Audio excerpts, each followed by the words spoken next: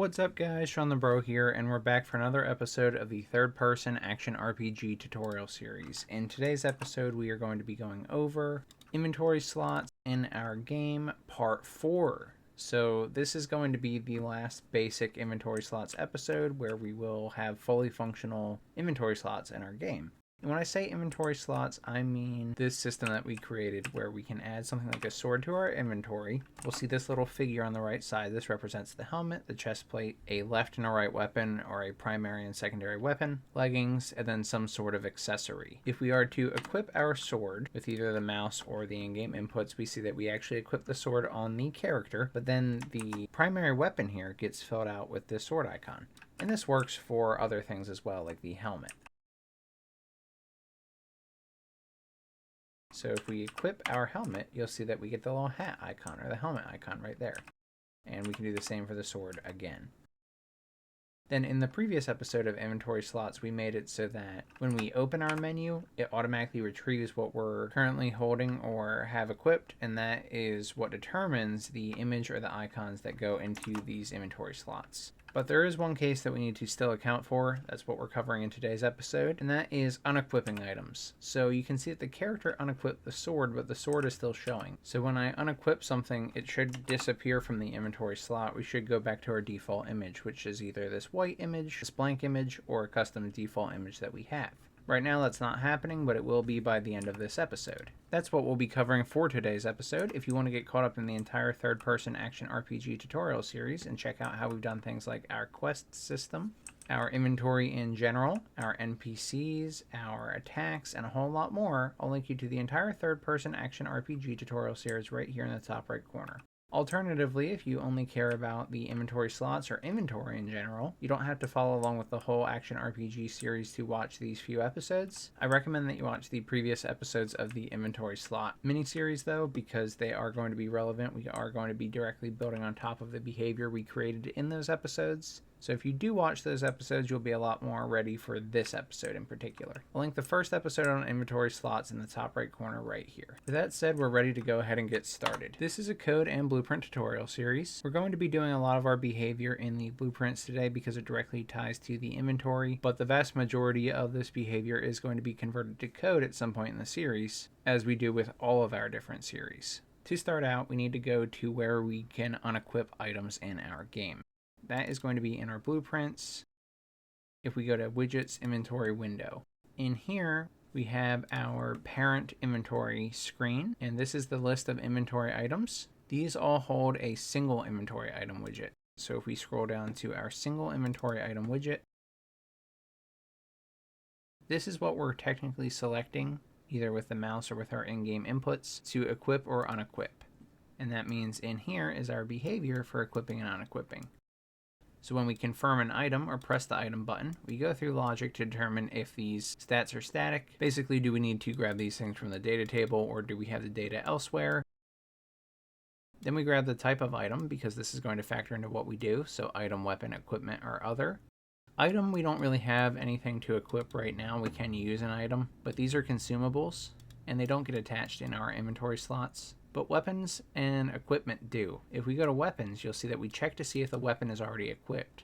If it is, we're unequipping it or removing it. At that point, we call remove weapon. And for equipment, we do a very similar thing. We check to see if it's equipped, and if it is, we go over here and call remove equipment. We will want to go to both of these, so you can double click on them to go to them. So remove weapon in base weapon BP, and remove equipment in base equipment BP.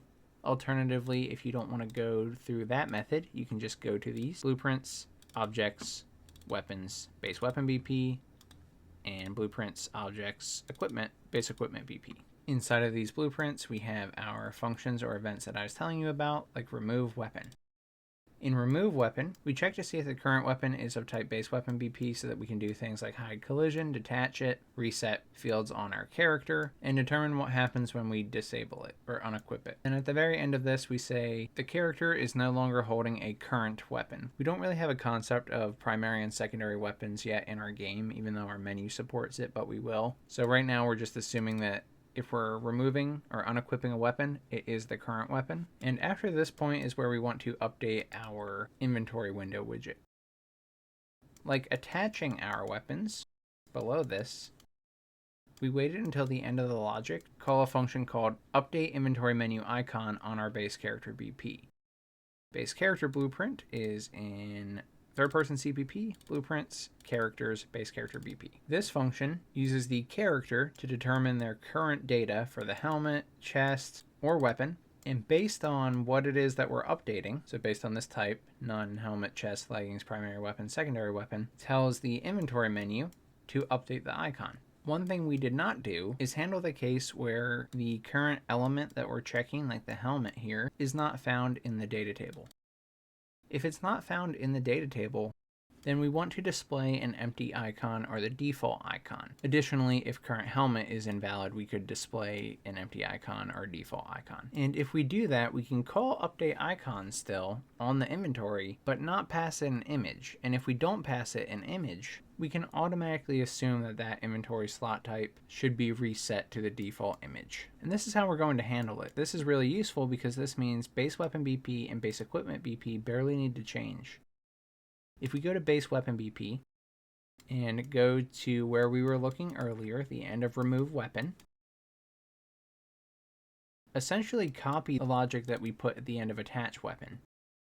We really just need to call update inventory menu icon when unequipping a weapon, and this will actually solve itself with the way we're going to set it up. One thing we need to do to be able to call this is make sure we get a reference to a base character blueprint, because that is what has this function.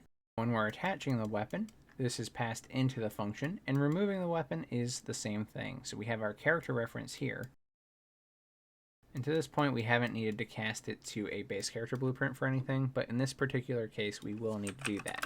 So cast to base character BP.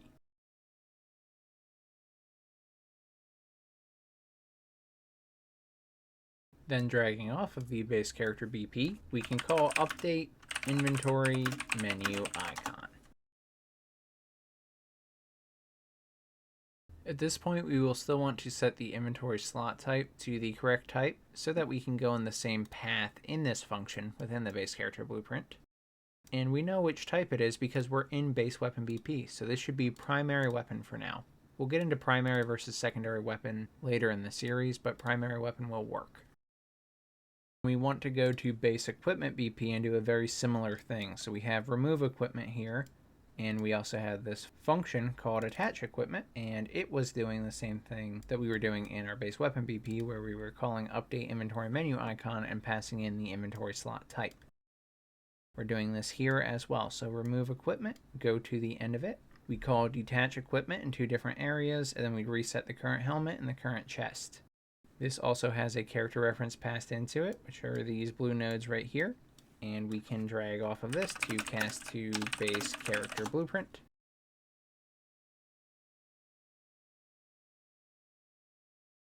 We'll want to do this twice, one for each path. Then off of these, we can call update menu icon, or update inventory menu icon.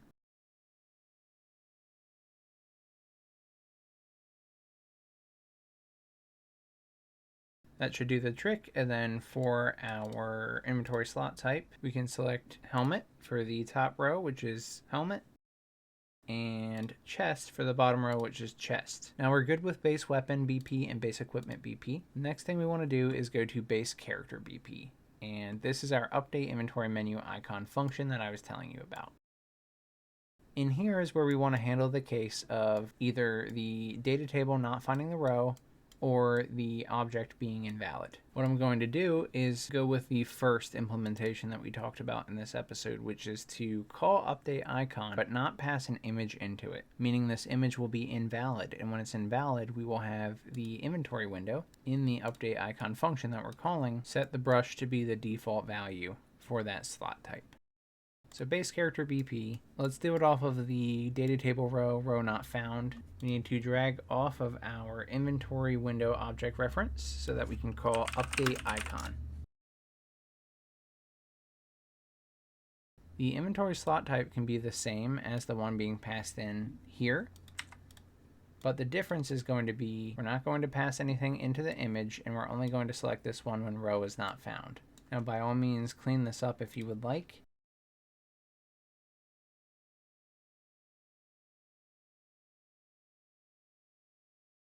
We really just want to copy this behavior for the other types as well. So this first one is the helmet, but we also care about the chest and primary and secondary weapons.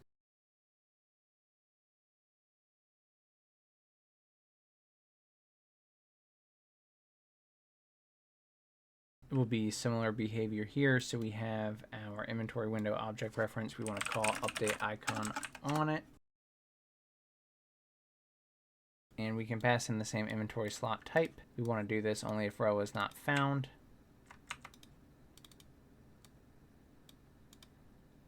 And you can see how messy this is getting. One of the main reasons I want to convert this to code, and very soon. But we'll finish this system in Blueprint since this is the last fundamental episode for it. And then the last one that we have here is our weapon. Same basic structure here. We have our inventory window object. Update icon.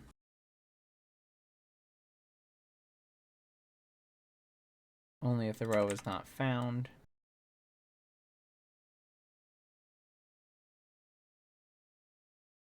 Pass in the inventory slot type. Again, I know this is ugly. We're going to be cleaning it up and putting it in code, which can also reduce a lot of the complexity of this logic as well. But regardless, I think you get the picture. I do think we should check this for validity, because this current helmet is going to be invalid, and when we try and grab the ID from it, that's going to be invalid. So I still like the idea of keeping the row not found here, but I think we also need to check for validity for sure. So I'm going to convert these current helmet, current chest, and current weapon to validated gets, which means we can only proceed with this logic if it's valid.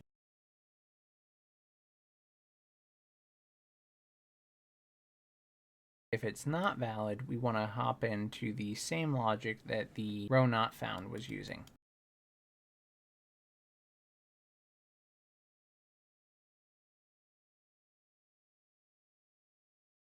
So something like this will do the trick. If the row is not valid or the current helmet is not valid, then we will just send a default icon for this.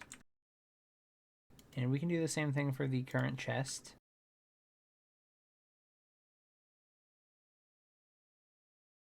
Only if it's valid do we continue.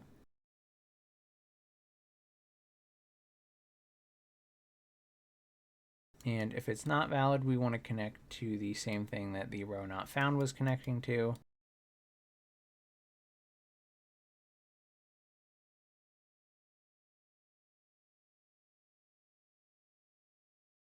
Now we need to do this for current weapon as well, and then we will be good to go.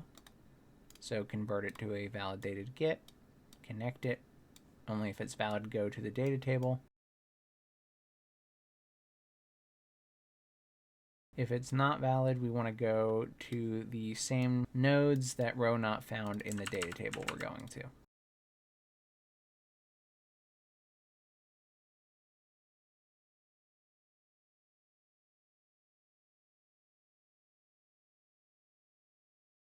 Perfect. Now we should have covered all of our bases. And if we are to play this now, before even setting up a default image for our icons, if we equip a sword and unequip it, you'll see that it's actually working. We don't have a default image, so it goes back to the white image, but that might be fine for your game. If you want just these white images to represent nothing is present, you're good to go. If you want an actual default image for these boxes, we can add that here, and that's what would go in the inventory window widget. But at this point, the inventory slot system is set up and ready to go. In the next few episodes, we're going to convert some of this blueprint logic to code and expand upon it, because we are going to be getting into more complex things with our inventory slots now. Some of the major topics are adding primary and secondary weapons to our game, and when we do that, we need to assign those slots based on that inventory slot type, which is pretty much already set up, and implementing leggings and accessories, because those are the only two inventory slot items that we haven't covered yet in this series. We have the chest, helmet, and our weapons, but we don't have the leggings and the accessories. I hope you guys enjoyed this episode on inventory slots and improving your inventory system in your action RPG. If you did, please subscribe and consider joining the Patreon, YouTube membership, or Discord subscriptions to help benefit the channel. It really does a ton for me, and I appreciate it so much. Thank you to all the kind souls who already have. You guys are amazing. If you ran into any problems following this tutorial or any of my tutorials, feel free to join the Discord community. There is a link in the description, and I would be happy to help you out. Thank you so much for watching. I'm Shawnthebro, and I'll see you in the next one. Goodbye, guys.